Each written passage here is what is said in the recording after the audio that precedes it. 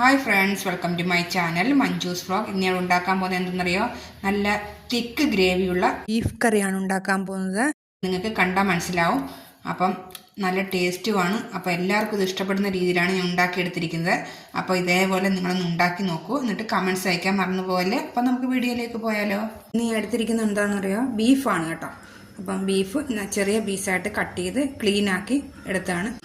അപ്പം നമുക്ക് തന്നെ ഞാനൊരു കുക്കറിനകത്താണ് കേട്ടോ ബീഫ് ഉണ്ടാക്കുന്നത്. നല്ല തിക്കായിട്ടുള്ള ബീഫ് കറിയാണ് ഞാൻ ഇവിടെ ഉണ്ടാക്കിയെടുക്കാൻ പോകുന്നത്. അപ്പം നമുക്ക് ചപ്പാത്തിയുടെയും പൊറോട്ടയുടെയും ഒക്കെ കൂടെ കഴിക്കാവുന്നതാണ്. നമുക്ക് എങ്ങനെ ബീഫ് കറി തയ്യാറാക്കി എടുക്കും നോക്കാം.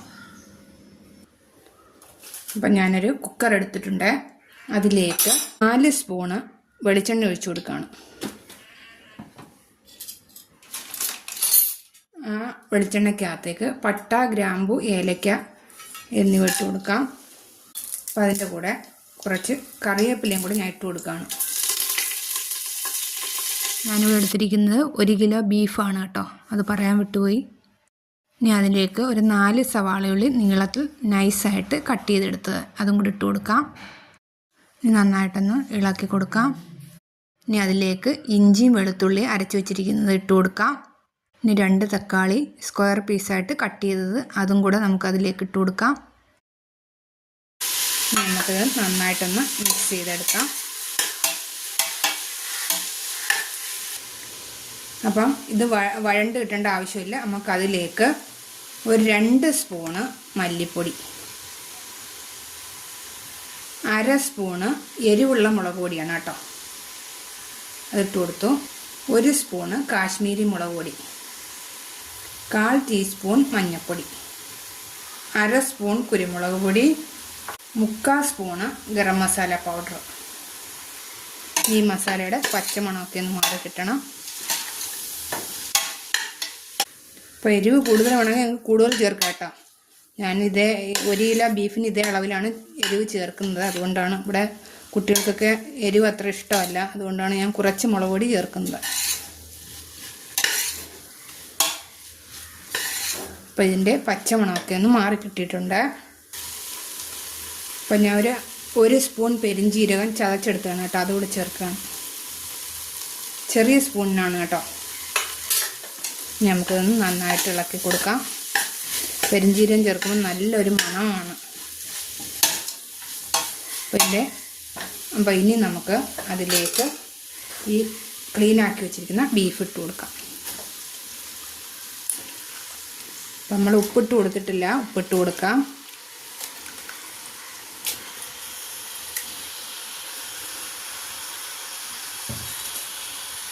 ഇനി ആവശ്യത്തിനുള്ള ഉപ്പും കൂടി ഇട്ട് കൊടുക്കാം.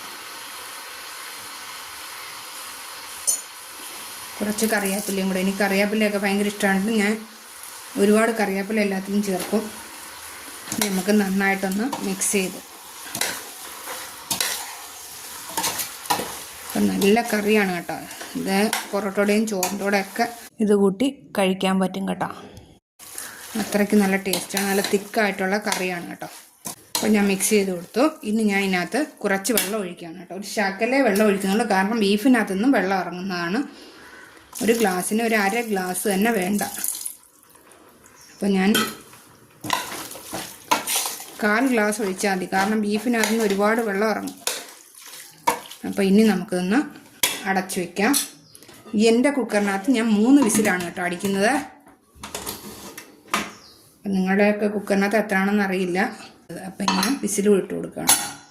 അപ്പോൾ ഇതൊരു 3 വിസിലടിച്ച ശേഷം നമുക്കൊന്ന് തുറന്ന് നോക്കാം. കുക്കറിൽ ചൂടാറിയിട്ടുണ്ട്. നമുക്ക് ഒന്ന് തുറന്ന് നോക്കാം.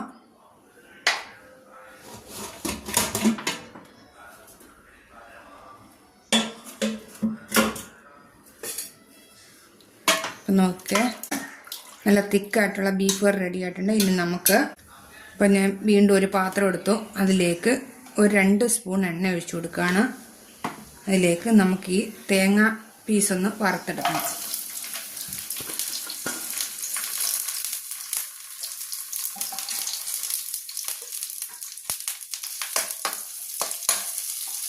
അതിൻ്റെ കൂടെ തന്നെ ഞാൻ ഒരു ക്യാപ്സിക്കം ചെറിയ പീസായിട്ട് കട്ട് ചെയ്തെടുത്ത് അത് ഇട്ട് കൊടുക്കുകയാണ്. അപ്പം തേങ്ങ ചെറിയ ബ്രൗൺ കളറാവണം. ക്യാപ്സിക്കം ചെറുതായിട്ടൊന്ന് വഴറ്റിയെടുക്കുകയും വേണം. ഇപ്പോൾ തേങ്ങ ചെറിയ ബ്രൗൺ കളറുമായിട്ടുണ്ട്. ക്യാപ്സിക്കം ചെറുതായിട്ടൊന്ന് വഴണ്ടിട്ടുമുണ്ട്. ഇനി നമുക്ക് ബീഫ് അതിലേക്ക് ഇട്ട് കൊടുക്കാം. നമുക്ക് നല്ലതുപോലെ ഒന്ന് മിക്സ് ചെയ്തെടുക്കണം. അപ്പം നമ്മുടെ തിക്കായിട്ടുള്ള ബീഫ് കറി റെഡി ആയിട്ടുണ്ട്. നിങ്ങൾക്ക് വേണമെങ്കിൽ മാത്രം ക്യാപ്സിക്കം ഇട്ടാൽ മതി. എനിക്കിവിടെ കുട്ടികൾക്ക് ഭയങ്കര ഇഷ്ടമാണ് ക്യാപ്സിക്കം ഇടുന്നത്, അതുകൊണ്ടാണ് ഞാൻ ക്യാപ്സിക്കം ഇട്ടത് കേട്ടോ. ഇത് ഓപ്ഷണലാണ്. അപ്പം ഇതേപോലെ നിങ്ങളൊന്ന് ഉണ്ടാക്കി നോക്കുക. നല്ല ടേസ്റ്റാണ്. നമുക്ക് കുക്കറിനകത്ത് വളരെ പെട്ടെന്ന് തന്നെ ഇതേപോലെ തയ്യാറാക്കി എടുക്കാൻ പറ്റും. തിക്കായിട്ടുള്ള ബീഫ് കറിയാണ്. അപ്പോൾ ഇതേപോലെ നിങ്ങളൊന്ന് ഉണ്ടാക്കി നോക്കുക. ലൈക്ക് ചെയ്യാനും ഷെയർ ചെയ്യാനും സബ്സ്ക്രൈബ് ചെയ്യാനും കമൻറ്റ്സ് ചെയ്യാനും നിങ്ങൾ മറന്നു പോകരുത്. അപ്പോൾ ഇനി ഇതുപോലെ വീണ്ടും ഒരു റെസിപ്പിയുമായിട്ട് നമുക്ക് വീണ്ടും കാണാം. അതുവരെ ബായ്.